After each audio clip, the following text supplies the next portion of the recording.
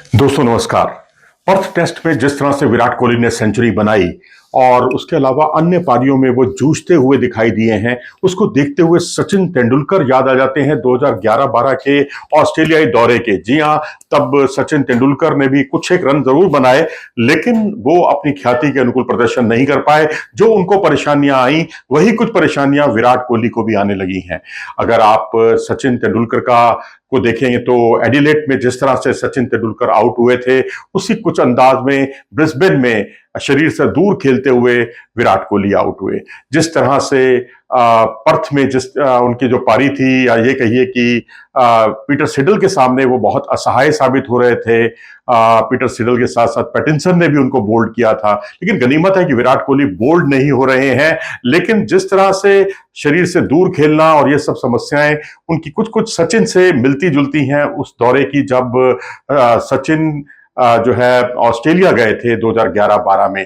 Melbourne test की बात करते हैं। मेलबर्न में 73 रन की पारी खेली उन्होंने पहली पारी में, दूसरी पारी में 32 रन बनाए थे। तब पीटर सिडल की गेंद को वो गलत लाइन पर खेल बैठे थे, जिससे उन्हें अब खमियाजा भुगतना पड़ा। दूसरी पारी में जो है जिस तरीके से वो आउट हुए, एज लगा था, बाहरी किनारा लगा था और वो आउट हुए।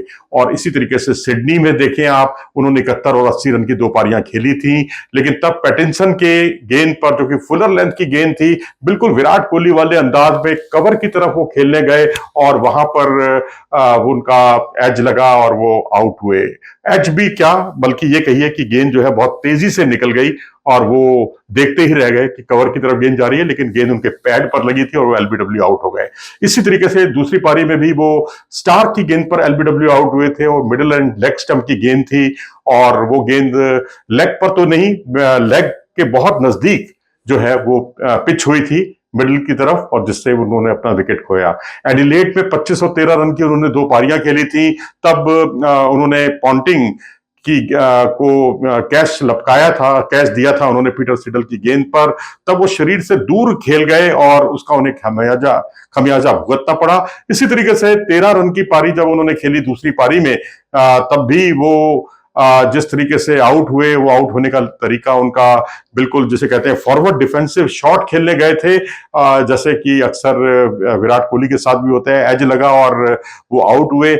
इसी तरह अगर आप विराट कोहली को देखेंगे पर्थ टेस्ट में, जिस तरह से उन्होंने अपना विकेट खोया, एक शॉर्ट गेंद थी और उस शॉर्ट गेंद हेजलवुड की, जिस पर उन्होंने टॉप एज लगा और अपना विकेट उन्होंने गंवाया। एडिलेड में अगर आप देखें तो 7 रन और दूसरी पारी में 11 रन की उन्होंने पारी खेली, और इस बार जो है एक यहां भी उछाल ने थोड़ा सा परेशान किया, लेकिन आउटसाइड द ऑफ स्टंप गेंद थी, वो समझ नहीं पाए कि गेंद को खेलें या छोड़ें, और इसी उधेड़ बुन में गेंद जो है बल्ले का किनारा लेती हुई सेकंड स्लिप में गई और वहां पर उन्हें लपक लिया गया स्मिथ के हाथों। इसी तरीके से अगर आप दूसरी पारी देखेंगे तो वहां वो डिफेंसिव शॉट खेल रहे थे, फॉरवर्ड डिफेंसिव शॉट, लेकिन यहां भी एज लगा और वो आउट हुए। यहां इस पर गेंदबाज थे बोलैंड। ब्रिस्बेन में यहां शरीर से दूर खेल बैठे थे, छठे स्टंप की गेंद थी और ये खमियाजा उन्हें भुगतना पड़ा।